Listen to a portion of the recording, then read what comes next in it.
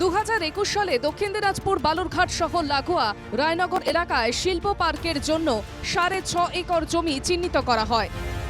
খোদ মুখ্যমন্ত্রী এই শিল্প পার্কের ঘোষণা করেছিলেন। কথা ছিল পরিকাঠামো তৈরি করে দেবে জেলা প্রশাসন ও রাজ্য সরকার। তারপর কেটে গিয়েছে 3 বছর, এখনো বাস্তবায়িত হয়নি ঘোষণা। তবে কি এই ঘোষণা শুধুই ভোট ভিত্তিক? প্রশ্ন উঠছে জেলাবাসীর মধ্যে।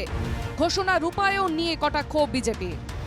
জেলা সীমান্তবর্তী জেলা, এখানে বড় শিল্প কেউ করতে চায় না, কেননা সীমান্ত সমস্যাটা আছে।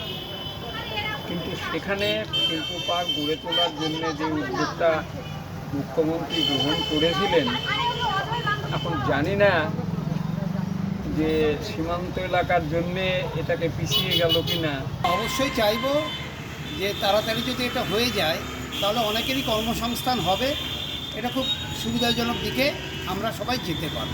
বৃহৎ আকারে যে শিল্পটার চিন্তাভাবনা করেছেন, যেখানে 11টা শিফট 11টা একটা থাকবে, মানে কি বলবো, 11 ধরনের কাজ হবে, তখন 7,000 লোক নিয়োগ হবে।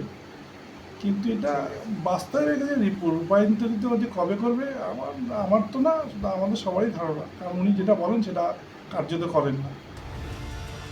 জেলা প্রশাসন সূত্রে খবর, 50 একর এই জমিতে রাজ্য সরকার এবং ব্যক্তিগত উদ্যোগে কয়েক কোটি টাকার বিনিয়োগ হবে।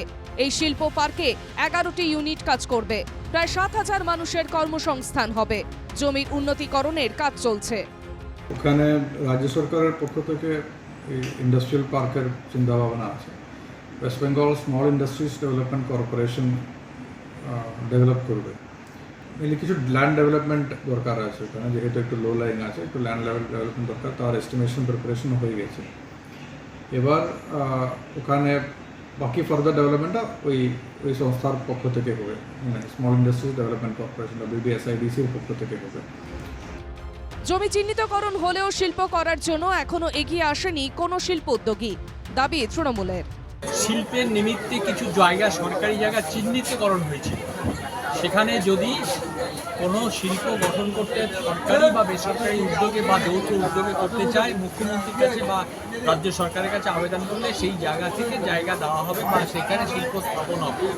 কিন্তু সেই রকম জায়গা নির্ধারণ হবার পরেও 3 বছর আগে জায়গাটা নির্ধারণ হয়েছে। সেই জায়গাটা নির্ধারণ হওয়ার পর আজ পর্যন্ত সরকারি বা বেসরকারি বা যৌথ উদ্যোগে সেইখানে শিল্প করার জন্য কেউ এখানে এগিয়ে আসেনি। দক্ষিণ দিনাজপুরের অতি ক্ষুদ্র মাঝারি শিল্প গঠনের দাবি দীর্ঘদিনের।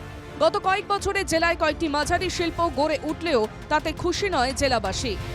ফলে রায়নগরে 6 একর জমিতে শিল্প পার্কের ঘোষণায় স্বভাবতই আশায় বুক বাঁধছে জেলাবাসী।